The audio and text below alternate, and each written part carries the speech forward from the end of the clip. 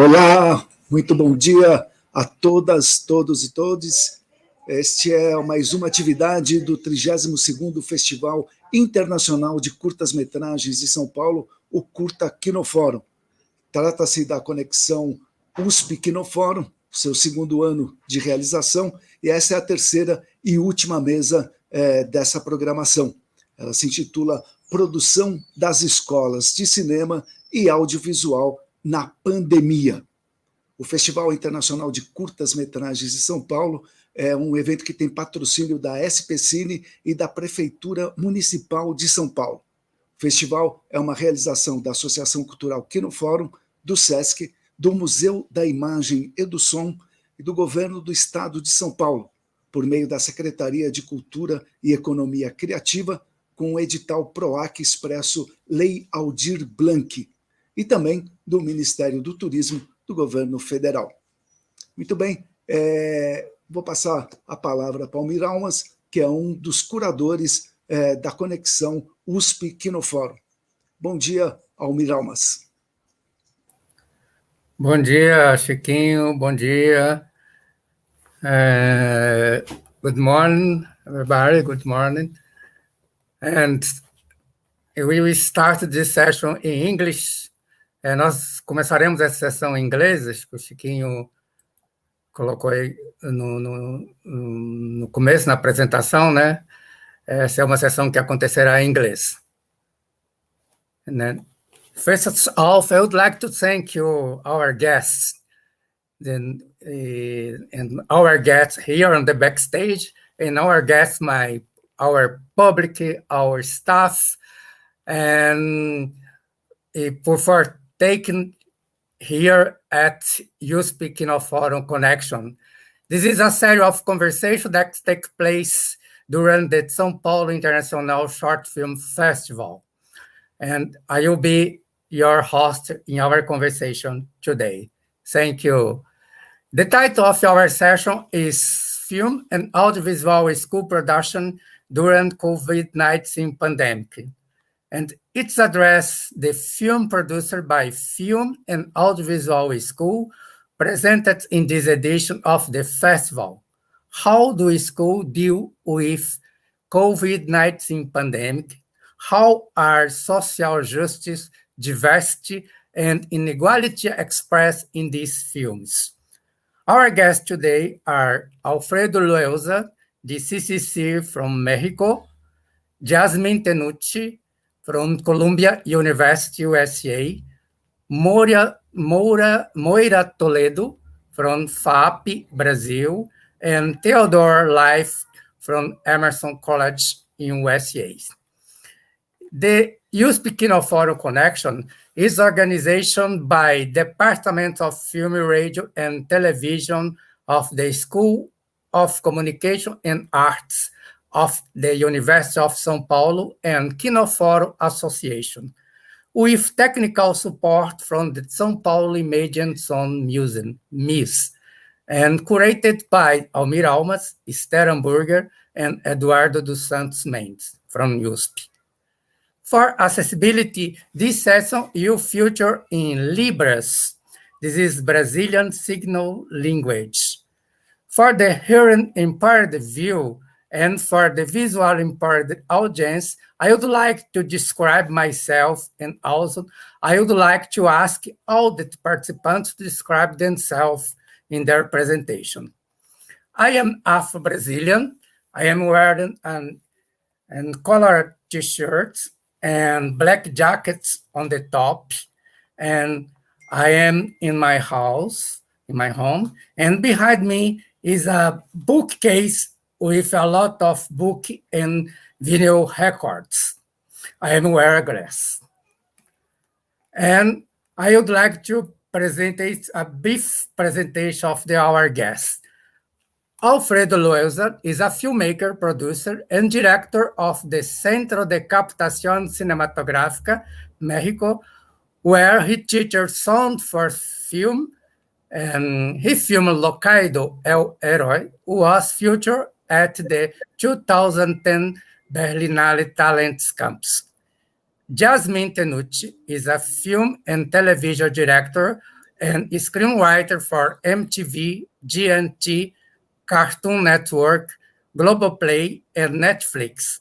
Her short film, Céu de Agosto, August Sky, which she wrote and directed during her master's degree at Columbia University in USA, won special mention from the jury in the official selection of the Cannes Film Festival in 2021. She graduated from Curso Superior do Audiovisual at USP. Theodore Life, or Red Life, is a producer and director for film, television, and theater. With 3 Emmy Award nominations, his movie Reason to Rope won top prize at the 26th International Black Film Festival in Berlin. He has also been awarded a Fulbright Journalist Fellowship, 3 Cine Golden Eggs, named at Sony Innovation, and nominated for 3 Emmy. He is Senior Distinguished Director in Residence at Emerson College, USA, and is a member of SCAD Select. And Moira Toledo, I forgot Moira Toledo here. Thank you, excuse me. Moira Toledo is a director, screenwriter, and professor. She has a bachelor in cinema at FAP, master in semiotic and communication in PUC, and PhD in communication science at ECA USP, a postdoctorate in education at UFRJ. She is currently the pedagogical coordinator of the Minuto Escola project aimed at training public school teachers for the use of audiovisual, and she is a professor at College Equipe and FAP undergraduate and graduate course. But for now, I would like to start this conversation, and for all of our guests, I would like to ask them if they could share with us what are their school doing, what this experience your school are doing during the COVID-19 pandemic. And if you know other experience or other case about other school, please feel free to share with us. And I will start with Alfredo. Thank you, Alfredo. Thank you very much for having me here. I'm very happy to be invited here to USP Kinoforum Connection. I am Alfredo Loaeza, and I describe myself a little bit so that people can picture me.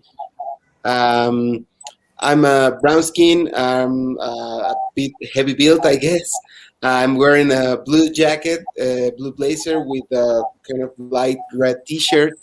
I have a small beard coming out, and I'm at my office. I'm in the meeting table of my office, and behind me there's a couple of paintings, very cherished paintings for CCC, because the one on my left is Brian Nissen's clapper, and it's kind of a clapper with something's coming out of it. It was painted in 1975, and that was the year that CCC was founded.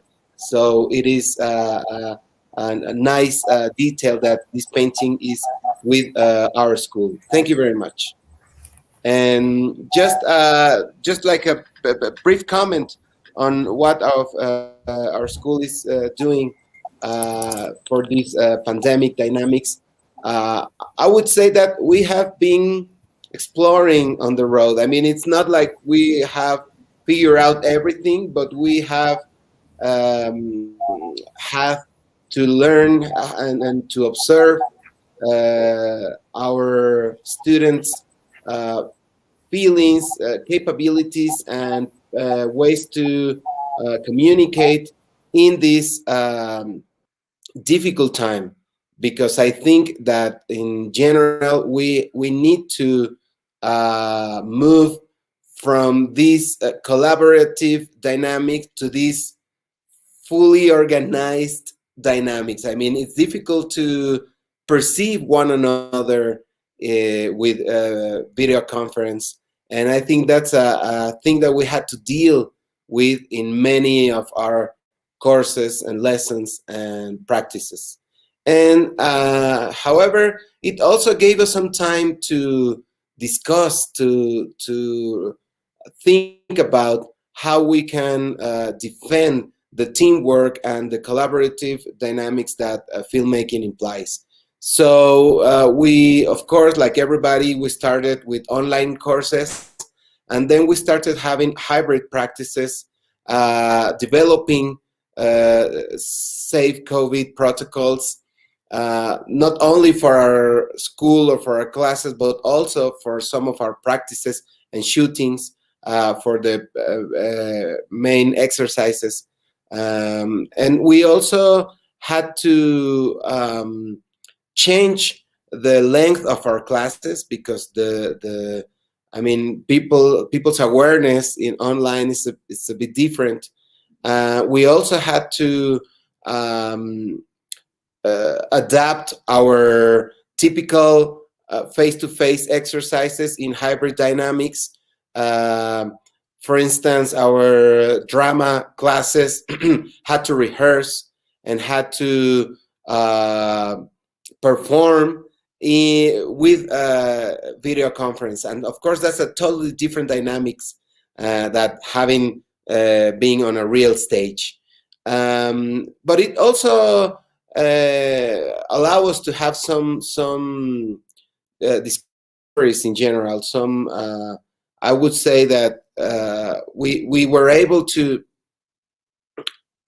think new topics, new dialogues. I feel that people slow down a bit for producing and figuring out scoutings and locations and castings and all, and they started to think about the film, think about the story, think about the topic, the values of the story. And sometimes I think that helped to balance a bit the way of filmmaking, that we are very used to having these industrial professional classes and all.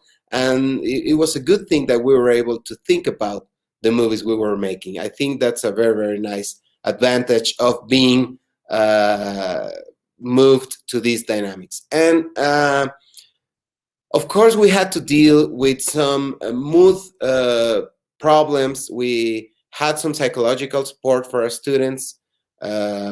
We tried some discussions groups, and I had to say they don't really work out very well because people were, of course, tired of having being in front of a screen all day long. So when it wasn't possible to have face-to-face conversations, people didn't really participate very much. So we learned that we have to give some space, even though it means not giving some topics or not giving some courses.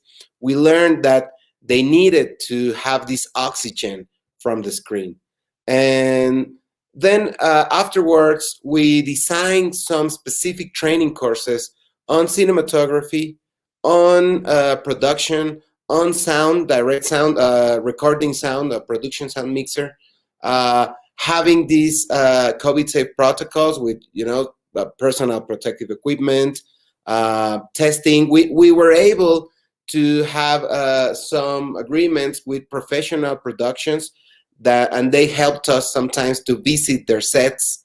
They lent us some COVID tests for our specific practices or shootings, and that made the students feel very, very, warm and with teamwork with all the studies. So I guess we're still figuring out how to pave this track, this road, but I think that the one thing that I had to recognize, to value the most, would be the adaptive capabilities of our students. and the total commitment of our teachers to adapt day by day the new dynamics. That's what I would say so far. Thank you, Alfredo. And we will be back to you and after the presentation. And I would like to invite Jasmin Tenucci, please. Jasmin, you know that your film was shot before the pandemic, but you know that you're editing this in the pandemic moments. And can you tell us about this and about your work in Columbia University, please?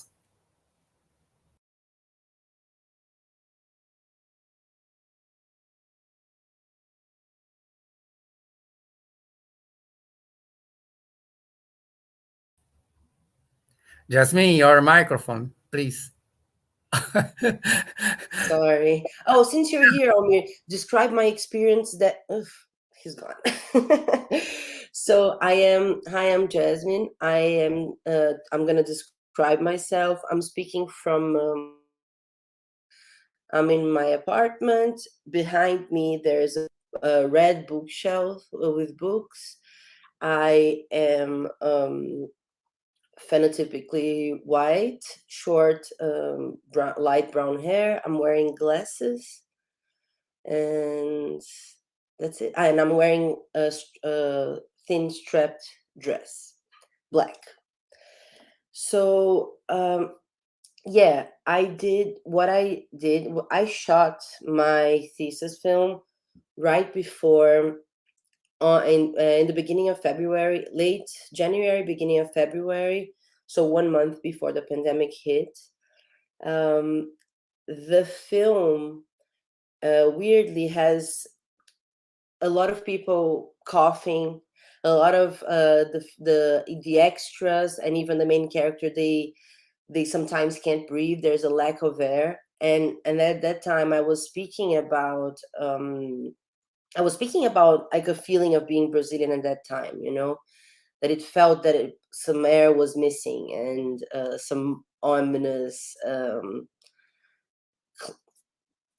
environment. We're living in an anonymous environment. So that happened, and then the pandemic hit, and I had just begun editing. And in practical matters, I was there in New York editing with my editor, who was Icelandic. And what happened was we had to move back. He moved back to Iceland. I moved back to Brazil. I bought a computer and I bought a computer and brought it in my backpack. I can say that Colombia didn't quite help. You know, we were a little at that moment left on our own to solve the problem. I mean, they did postpone the deadline that we should have the film ready, so that was that. But so I brought everything to Brazil. He brought everything to Iceland. We were back and forth editing. I was editing. He was editing. It wasn't great to edit like that, to be honest. Like, I mean, it's just there at some points you have to sit with the person and do it. And far away, there was just not the smooth connection that we used to have before, you know. Of course, we did it that way, but I had to put my hands on the movie way more, you know, because of that. I had to do it myself a lot. Columbia made it available, Avid and Premiere for us for free. They didn't before. And at some point, because and there was an extra thing, which everyone was crazy. You know, the pandemic just hit. We were asking ourselves first, are we gonna live? What's happening? What's gonna happen with the world? And we were asking ourselves how the movie would be seen. You know, how the movie would be would be read in these new times. So, like a movie with everyone coughing and all, was it like Is it going to feel that we shot after the pandemic and we're trying to talk about COVID, which is not exactly what we were? Is it going to feel too heavy for such heavy times? Because it's a heavy-ish film. And in such heavy times, when reality is like, it's the heaviest it could be, maybe it wouldn't do well with the audience. So for a while it felt old, but it felt very also that had a premonition of the breathing thing. So it was very strange to edit such a content during the pandemic. Many crises arise, and sorry, and then I lost it. And then, but we kept going, and with the notion that we can't predict really how people are going to receive it, so just go with it, just do what you were going to do, and see how people will receive it, how it's going to be theirs after you screen it. And so my editor was there. At some point I felt that at a distance it wasn't enough anymore, but he went right until the end of the process. But then I did get a very good friend and a wonderful editor that's Brazilian to edit with me for two cuts. We needed to be closer together to just trim it and finalize it and find the final order of the film. So I did have to get someone closer to me to join, even though Brucey in Iceland kept being a part of it. So yeah, that was basically it with the editing. So I really can't wait for things to be. I'm scared that people are going to start doing everything remotely, even when this goes away, because it makes such a difference to be around the person. There's a connection that you establish, without words and with gestures and looking at the same time at the same material. So and then the post-production was quite hard also online, getting the sound, not sitting with the sound person, which is Gili. He's been in this festival many times, Gili Martins. He is in another state, Goiânia. So he's wonderful. We understand each other quite well, but not sitting with him and being test this and then test that. I said, oh, this sound is a little like this, so why don't you try this? And then he sends me back, and I'm like, actually it was better before. And then you send it back. And when you're right there, you can easily say okay, test this, and then it doesn't work, and you're no, go back, in a second. So it makes it, the understanding harder, and then emails, and then notes by emails, and so my suggestion is always get on the phone first of all, and preferably with the timeline open if you're editing or if you are doing sound. But so it took longer and it took some mismatching, but we did it. I really think the sound is fantastic of the film. And then for the mixing, we did color and mixing. I did it in person here in São Paulo with mask, with a distance, but we did it in person. And the mixing also, there's no we tried to mix by distance, and it just didn't work at all. So I decided to pay a little more, the money that I didn't have, but to pay a little more, get a big studio that we could be apart and mix in person.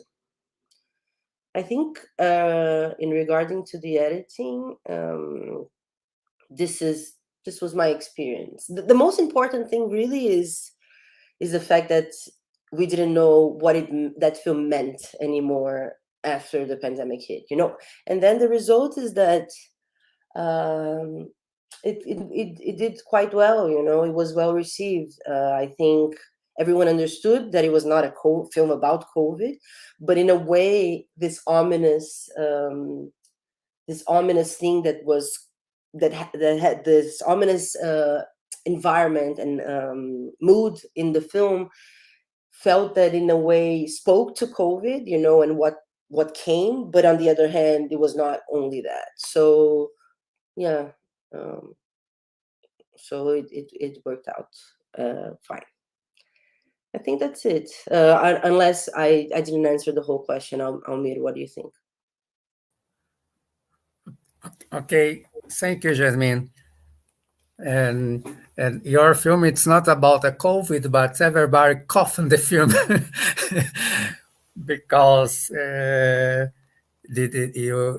your film talk about this big smoking in São Paulo, but I would like to invite Moira. And Moira, thank you.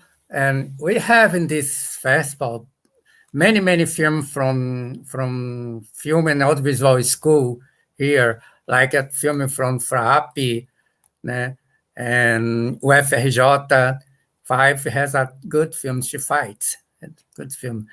And from Mexico, Water, and from USP, How to Breathe Out of the Water, and many films that we have here. And for you and FAP, how was work in the pandemic? Well, good morning to everybody.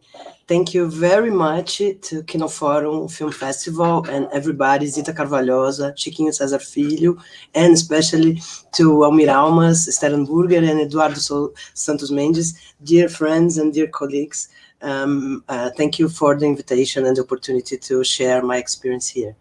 So first I have to describe myself. So I have a short hair, I have a white skin, I'm wearing a white t-shirt, I'm heavy built, as he said. Behind me there's a LGBT plus flag and a few film books, and that's it. So about our experience at FAP this past 2 years, we had a very fast adaptation. It was like this, like everything closed on a Friday, and then we had a week to plan and replan. And in a week we were online, having online courses. As is a particular, it's a paid school. We didn't have the option to change or reschedule stuff, so we had to teach all the time since the early pandemic. So it was very hard in the beginning, and we created a very strong sense of community because all of us helped each other and understanding the LMS, the system of learning online.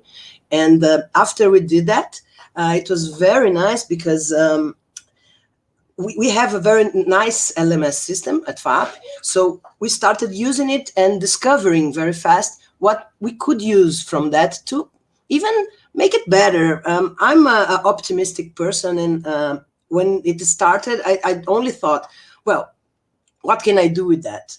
May I make something nice, special, or even learn something about the learning from the opportunity. No?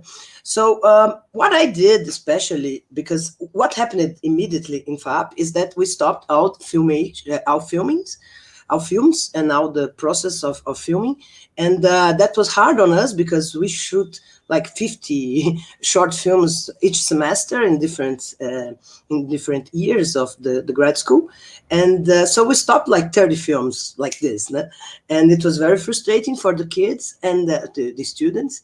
And what happened is that we stopped for 1 year. We just restarted shooting like in the end of the last year. So it was very hard, and we are still working on the behind films, the films that we left behind.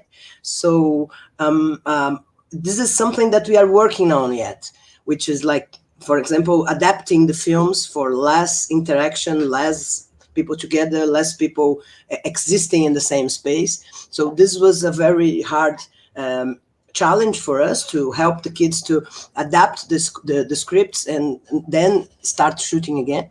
So about the structure, I think this is the most important thing. I wanted to share with you a little bit about my experience as a teacher, because I tried some stuff, and I think that about the title of the live and how how being a Brazilian shows up in our production, how being a third world filmmaker or a third world person worked. And I think it's nice to share that in the beginning, the first thing I did was to think, how do I keep them filming? How do I keep them dealing with the situation? How can I use the filmmaking not only to keep them learning, which in the first place I thought it was like not that important. I thought that in the first place we had to survive, we had to be strong for the situation. So the first thing I did was to ask them to make a photo film, like the focus of the festival, like La GT and the other films that are screened here, and even Sentença, which is a beautiful film made in FAP this year, and also a film that inspired me to work with this format in the beginning of the pandemics. And it was very nice because the kids could try stuff in photo film that would be harder to do if they were shooting live, normally live. So what happened is that they created stories that they could shoot in their own apartments, their own houses, and created narratives, simple narratives, but very strong. So the first experience was very nice, actually, because in the third year, which I teach film directing, they hardly can direct each one a film, because usually we can create groups and maybe 3-4 students direct each semester, and then suddenly all of them were directing, and that was nice because this is something that we wouldn't do without the pandemics. And for the second note, now we have two grades each semester. For the second grade, I proposed a second work, individual, to be done to be made inside of the houses also, but that was supposed to be a self-fiction. In Portuguese we say autoficção. I don't know if it's self-fiction, but it's like the strongest production in Brazil nowadays. André Novaes, Adilei Queiroz, Grace Passou, all the strong filmmaking in Brazil now brings this self-fiction approach. So that was another opportunity interesting for us, which was being a private school, not having much Black students, not having much poor students. That was a very important moment also to introduce them to some cinematographies and use this exchange with the cinematography that wasn't so close to them to inspire them to produce stuff, inspiring them in their own lives and using their family as actors and using their objects, their fabulating, creating from their own lives. And that was very, very nice. And I say that very, very interesting stuff showed up,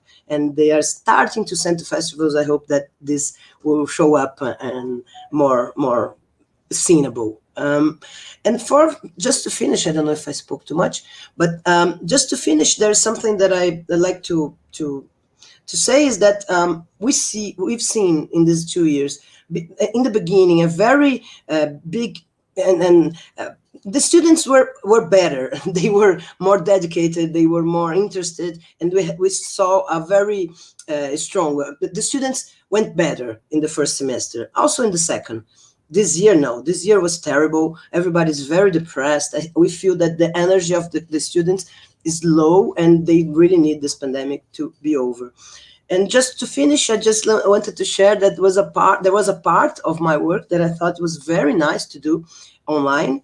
When we come back live, I would like to keep a few classes online because of the particular possibilities of using the camera to transmit, and I wanted to share this with you. For example, when I teach composing in photography for directors, I use the camera to show them how they can compose. So, for instance, I can show them, look, this is a composition, this is another composition, this is a third composition, the thirds. And also I would like to say like this, or even when I wanted to teach them something like, oh, look at this, let's show something like over the shoulder. How can that be? Or I can show them something and say, look, can be nice. You can do like this, or you can do like that. So suddenly I saw myself, sorry about this this mess. But what I'm saying is that suddenly I saw myself with a lot of new possibilities because I had the camera transmitting everything. So I could just catch the camera here and show stuff. And that was very nice. And I cannot live without that anymore. So in the future, I'm pretty sure I'm going to be using that. Hope I didn't speak too much. Thank you. Thank you, Moira. Was nice, your camera, bring the camera, move the camera. Was very, very nice. Thank you. And I will invite our friend Theodore Life. And after the red speech, I will be back to all of our guests for more conversation, okay? And Red, it's nice to have you here. Thank you very much for coming. Thank you. Thank you for inviting me. Let's see, where can I start? Well, like everybody's been describing themselves, I'm here in my home office where I live in the sort of the rural part of upstate New York. I teach in Boston, so I commute during the days I teach. I'm wearing a sort of used to be black T-shirt, but I'll share it with you because I picked it out especially for today because it's a T-shirt I got at Festival do Rio in 2013. So I kind of keep it. I think I need to get another one now because it's more gray than black from so many washings. I wear glasses, and I guess my phenotype would be considered in America, African American. Where do I start? We got hit at Emerson and all over the US with the pandemic sort of like a sledgehammer in the spring. Suddenly we were trying to work in person. The school was being extremely cautious and conservative. And then finally they just said, look, we have to stop all in-person classes. So everything went immediately to Zoom. And I had never really used Zoom except for a few conversations here and there. So we all had to learn the technology, and we had to figure out, because I teach directing, how do you teach directing in the Zoom environment? How do you teach the way actors and directors work together collaboratively and in person when you can no longer be in person? So this was, of course, a bit of a challenge. The good thing is that what I teach in directing is preparation. My whole sort of thesis with my directors is that, creativity is something you bring to the table, but I can teach you how to prepare to do your creative work, because preparation is necessary no matter what you're doing, no matter what format you're working in, whether it's fiction or documentary, experimental, new media, you still must prepare. So in many respects, the preparation process, even on Zoom, didn't change things so much. I found that in some ways, Zoom aided the process of preparation because people could suddenly now zero in on their own personal work and on their own personal, schedule for the work that they were doing. And so that kind of helped out. Also, via Zoom, which I'm sure everyone has begun to figure out, you have the ability when you bring actors in to pin them so that they have the sense of actually looking at their scene partner while they're doing the scene. And then we would turn off all the other cameras and sound, and then we would just simply watch the scene being played out by the actors who were pinned. And it brings an intimacy, kind of going off what Moira said. You suddenly have this very, very tight sort of medium close-up to close-up that you could observe the performance. And it's an excellent way to be able to describe and display the subtleties of acting for the camera. So this is what we did in the beginning to sort of get ourselves started. And of course, everyone began to get frustrated because they said, okay, how are we going to actually do our short film projects? So luckily, I was able to find this company that makes these sort of robotic cameras. And actually what it is it's a device that you can put your cell phone into. And with the software, you can remotely control the cell phone camera during production. So the students were able to do their scene work with one student being in their apartment, the other student being in their apartment. 2 cell phones fitted with these robotic devices took the place of actually 2 camera people. We could set up the composition as if they were in the room together, over the shoulder, and they could do their scene work. And it was pretty amazing to watch how the directing students sort of embraced this new way of doing things, realizing we didn't have to stop all production because of COVID and because we couldn't be in the same room. Of course, the use of Zoom is something we found you had to use sparingly. You could not lecture on Zoom. That just did not work. So I had a sort of a motto of doing, say, about 40 minutes talking or demonstrating, then taking a break. Then when we come back into Zoom, instead of going back into talking again, I put them in breakout groups so we could discuss in a smaller group situation the concepts that we are working on that day. Then we would come back to the big room together, and the breakout groups would each sort of present their findings. This seemed to work a whole lot better than trying to keep people constantly looking at the screen for hours on end, because most of our classes, even though they were shortened to only 2 hours and 40 minutes, that's a lot of time to be watching a screen. So that seemed to work really, really well for us. In the second semester of last year, first and second semester, we moved to something called Flex, which was a partial time in person and some time on Zoom. The in-person stuff, of course, in the first semester was very, dicey for all of us as faculty, because we had to wear a face shield, we had to wear a mask. In the beginning, we were made to wear gloves too while we were meeting with the students.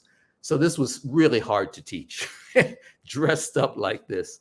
By second semester, some of these precautions were relaxed. We no longer wore the face shields. We just wore masks, and we even stopped using the gloves and just sanitized our hands often. We still couldn't pass equipment amongst things. So when we did things, everybody had one of everything, one camera, one sound recorder, no exchanging equipment, no collaboration. Though this too got a bit, changed a bit as we moved into the second semester, and we're now working on projects now in person, no longer robotic cameras, but actually working in person. And as I'm sure all you know, it's very hard to keep the students away from being close to each other when they're in production. So luckily, we didn't have any mishaps. Nobody caught COVID or transmitted COVID. We had a couple of students who were in quarantine because their roommates or friends were COVID positive and they had to quarantine for a while. And I only had one student who, got COVID during the course of the semester and had to sit out for a while and came back. And it is true what they say about the after effects of COVID. There is a brain fog. And so he was really dealing with that, and we were all helping him as much as we could. I think to sort of wrap it up, we're getting ready to start the new semester a week from today. We will be more in person than in Flex. My particular class, directing, has a still Zoom component of 45 minutes each week, but the majority of the time we will be in person with each other in the studio.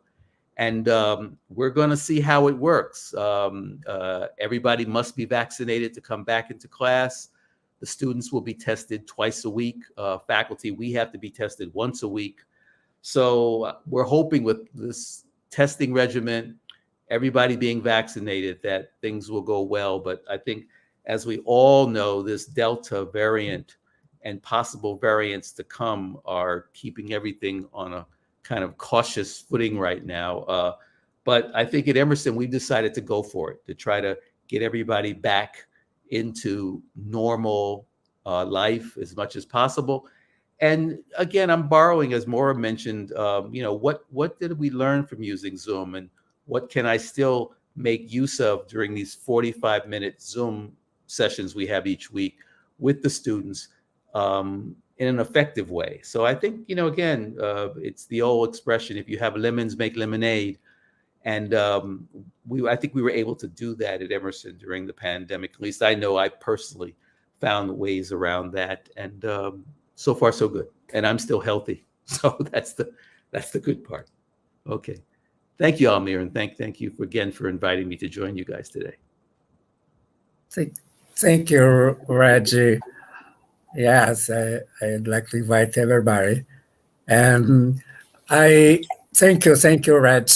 And I would like to ask to Jasmin again. Jasmin, you are here now, you are here in São Paulo, but do you have any information about Columbia University and how they are doing during this pandemic, please? Yeah, I don't know enough. I mean, you as faculty have so much information on how the students react, but I've heard some. First, I want to say hi because I said hi when I was muted. So I just want to say hi and thank you for inviting me. First, I love Kinoforum. I've been screening my film since I was 20. So it's a pleasure to be back and talk. And Almir was my teacher, so it's also so nice to be invited by them, by that faculty to talk, not as a student anymore. So thank you. And so, I mean, I know from some students' perspective, and especially the students that were graduating, and it's not great, and I think, I mean, Columbia, especially because of its prohibited tuition, also demand, I think the expectations are higher because these students, most of them, I got a scholarship. I was lucky enough, but these students spend their lives paying student debt.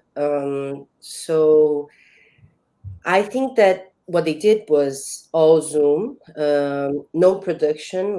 No one the school is very based on doing a directing exercise, presenting in class, doing a directing exercise, presenting in class, and then doing directing actors exercises getting actors and presenting in class scenes with actors. So, and screenwriting classes. So the screenwriting classes apparently went well because they turned into Zoom and they didn't adapt the time. I think they remained 3-hour classes with discussion. People were tired, but they pulled through. The directing classes, you weren't even allowed to get to rent equipment or anything, so people were doing things on their phones because they are older than undergrad students. They don't have families, or many times they don't live with anyone. So, I mean, yes, they did with puppets and stuff, but I think, I'm sure they learned from it, and I'm sure they, were able to be creative about it. I'm sure they found things that opened their,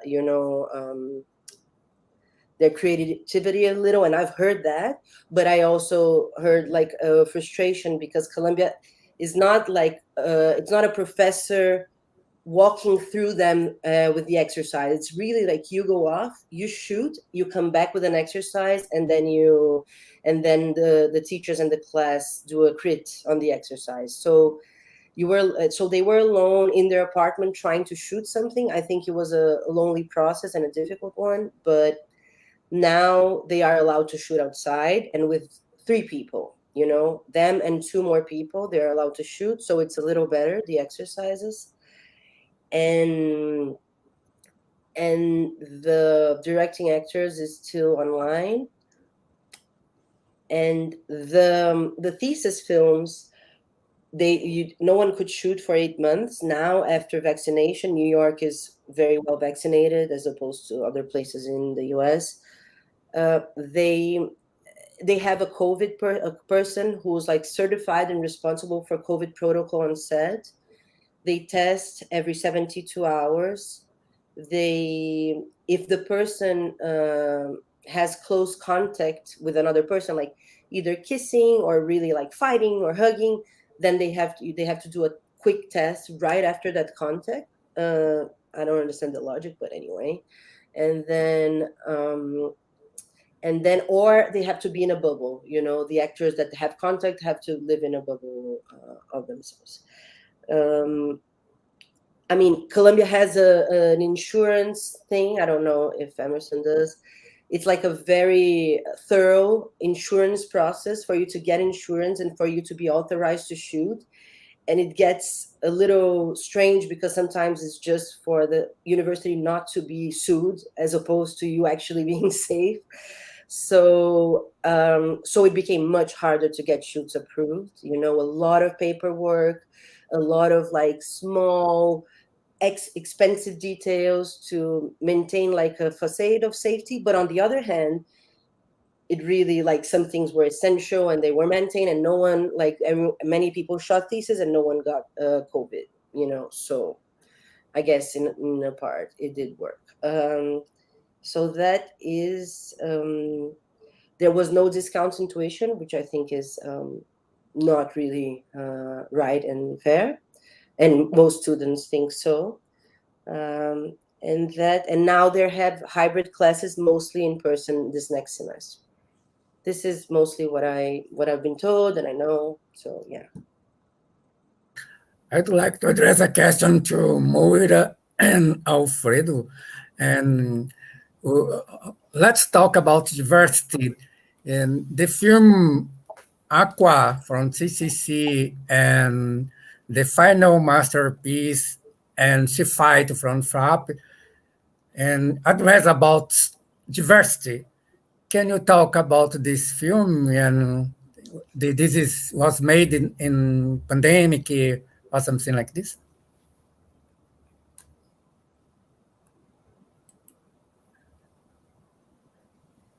Alfredo, Moira? Yeah, I'm sorry. I was finding out to how to mute my microphone. Yes, well, Agua. It's Lau Charles's short film, second short film, it's a fiction film, and it was fortunately we ended shooting before the pandemic, and the post-production process happened on the first month. So it was we were very lucky to have it before.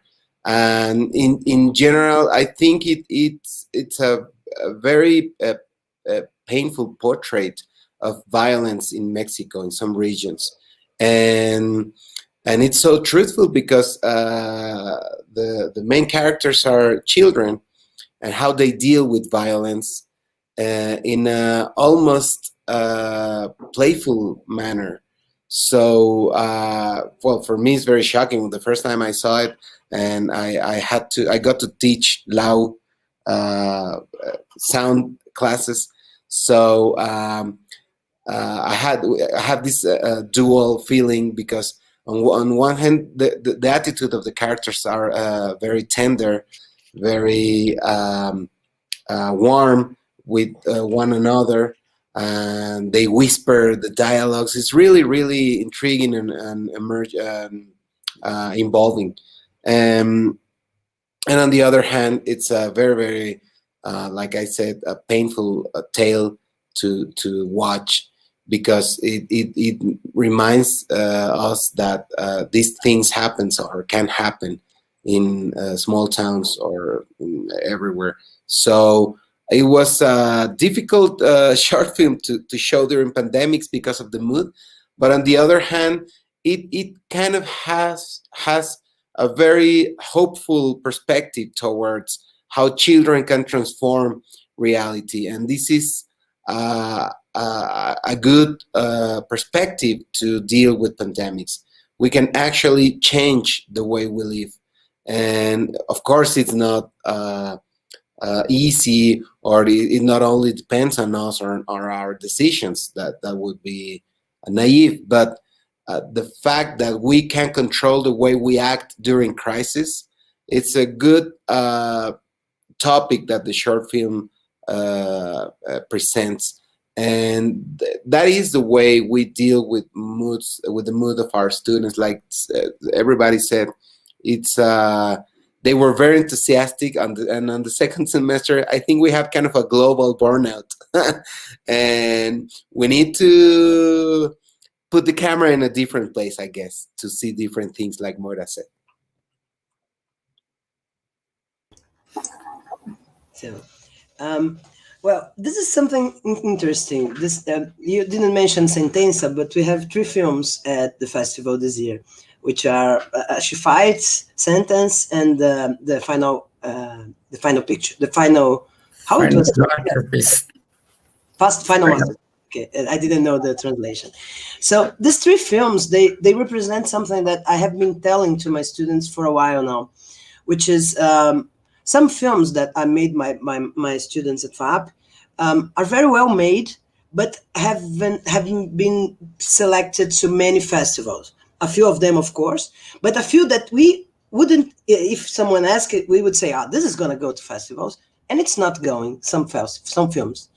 And I have a hypothesis about that I have been sharing with my students, which is it has to do something. I don't know if you heard about the text about this guy named Girish Shambhu, which was, I think it was published in Film Quarterly, and in Brazil it was translated by Cinética, by the guys from Cinética. And it's a very interesting text about the new cinephilia. It talks about how important it's been in the whole world to watch films made by people that haven't been seen for a while. So after centuries of white males making films, this is the moment of the woman, the non-white, the indigenous, and this is what's said in the text. Like, don't when you go to a festival, enjoy that you are watching stuff that you have never watched before. And what's happening is that also when that happens, a lot of white people's films are not getting through because, of course, there is a lot of white films that are less seen now. What happens is that the 3 films that were selected were made by white filmmakers. But what happens? The 3 films have political and archetypical issues that go way beyond the class of origin, and so being rich or not being rich, it's not being from some social background or not. These questions are behind something that it's very strong now, which are political issues, identity issues, and homoaffative relationships, and gender and race issues. So what I got very excited when the selection came is that we have Sentence, which is a couple of women. We have She Fights, which talks about gender issues, a girl that wants to fight with boys, and also the masterpiece, which is about the dictatorship, fighting the dictatorship in Brazil. So I'm very glad that these films were selected because I think they really represent the essence of what we can discuss now, what is urgent to discuss now. I think that anything that it's universal, it's important now. And I think that I'm very glad those films were made because they are made by 3 very special students, very hardworking students. And about that, the specific part about the pandemics, none of them were made during the pandemics. We have a very long tail of films, so in between realizing, doing it and finalizing. So actually the masterpiece was made like 3 years ago, and it's a curricular film, not even a thesis. But Patrick is a very, very skilled student, so he transformed a very simple exercise in that film. And She Fights and Sentence are both thesis films, and they were made before the pandemics, but finalized during it. And it was hard, as Jasmin said, all the part of editing online and exchanging impressions, it was harder. But anyhow, I think that those films, they are very good selection of what have been made in FAP now, and I think they make it stronger, the discourse that we have been doing, the speech that we have been doing with the students, which are look for universal themes, look for what is important now. We gotta look at gender identity, race, and stuff. Reggie, I have 2 questions for you. The first one is, what about equipment when you were EP like a face shield or mask or something like this. It's difficult to work with this, with equipment and the protection equipment. And another one is the issue is changed for pandemic, because the people think about the diversity or something like this during the pandemic or not. Well, no, I don't think diversity and inclusion and equity went away during the pandemic. I think it was still very much on the forefront of everybody's mind, and the work that we were doing. At least I know as a teacher and a professor, was encouraged in my classes. I mean, working with the face shields and all these sort of things, I mean, you just find a workaround. I mean, it doesn't make things easier, but it wasn't impossible. Again, in my class in teaching directing actors, it's not an equipment heavy class. It's more about the actors and directors working together and crafting performances. And as a matter of fact, I have the equipment distribution center only authorize the very simple DSLR cameras for the class, so that, as we say, you know, at Emerson, the students can't get crazy about, you know, the equipment, about the gear, about the GAC. You know, there's an expression called, you know, gear porn that we have with the students, that's all they want to do is set up the gear and play around with the menus, and the actors are sitting there wondering when someone's going to talk to them. So that's in that respect, we could work around all this stuff we had to wear to work, because you couldn't do much. You would set the DSLR on automatic, you know, you'd set up a very basic lighting system. And we use lavalier mics instead of having people do boom mics and like double system. In that way, the actors could move more freely. And, you know, again, sound, you could hear it. It was less of an issue of everything being so pristine. Again, the focus was on performance. You know, were the actors and directors working closely together to craft performances, and less about the technology of it all. Thank you, Raj. Unfortunately, we are near to the end, but I would like to invite Alfred, and after Alfred, you would like to talk about water, but and then I would to ask all of you to do a farewell, and we are looking for everything. Okay. Thank you. I'm sorry. I just want to apologize because I talk about Olote. It's a different short film that it's made with the same students. So I want to clarify that. And like you said, Agua is a very relevant story about this teenager struggling with his sexual preferences and identity, and how in the environment he's living, he really suffers some violence because of this prejudice about in general sexual preferences. And so, and this is settled in a Mexico City traditional pier in Xochimilco, and it's a very touristic scene. So having these kind of stories that talk about characters that sometimes are forgotten, and that sometimes they deal with fear and they end up isolated because of these issues they face with prejudice or violence, is related to what sometimes people live, not only in sexual preferences, but from many topics. So I think it's very, very relevant to have this reflection on how we can end up isolated by not having good or proper circumstances to deal with what gives us fear. That's what I wanted to clarify, and thank you for giving me the opportunity. And I'm sorry for I got to talk about two short films. That's good. Okay, I would like to ask all of you to do a farewell for our audience. Well, thank you very much for inviting. I want to compliment the professors, because I forgot to say it on my time, but it does feel that you did an amazing job and were able to make lemonades with the lemons you were given. So I'm sorry that I didn't have as much kind words to say about Columbia. I would just want to make sure that, I state clearly that the professors at Columbia are really what makes it the school is worth, and they are truly wonderful. And I'm sure they did, the best they can. It's just that the structure of the university makes it a little hard sometimes. It's a very big machine that makes it bureaucratic.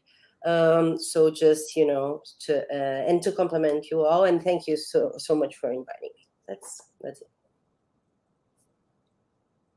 Well, thank you, Jasmine, for the compliment to Emerson. I'll share it with my dean and in my chair. And that's so true. I mean, I taught at a big university before moving to Emerson, and that was a good move for me. I realized, as an artist and as a creator still, that a smaller environment where you can talk to people, where you can actually be on a first name basis with the president and the provost, was much better than where I was before, because I was in a huge institution and they didn't care so much about, film and television. They were kind of low on the priority. And I know exactly what you're talking about. It makes the whole thing such a bureaucratic snail's pace of anything you want to do. So I couldn't deal with it anymore, and I had to make the move. And I think it's better for our students too, when they're studying, that we find some way, sort of like as Chapman did, to within that giant university, to set up their own college that's devoted to the work of filmmakers and video makers. Because I think they need that one-on-one, communication and connection.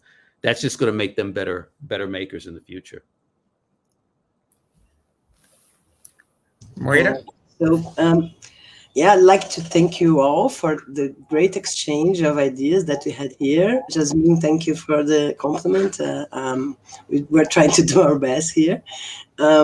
Reggie and Alfredo, I love to meet you. And I was thinking about here that this exchange that Select promotes and that also is being held here is, I think if you can, we could keep talking, because I think that I want to know about this robotic camera and what else you guys are doing, and maybe we can teach something together, maybe put our classes together at some point. I think that this exchange could be very, very good, and I think this project is about that, about we understanding and exchanging our experiences. So thank you very much. I would also like to thank FAP, the university I work on, because I think here everything that you guys say, I have a big university, but we all talk about in first name basis, and our direction and our coordination is very close to us. And the cinema is the most important course of the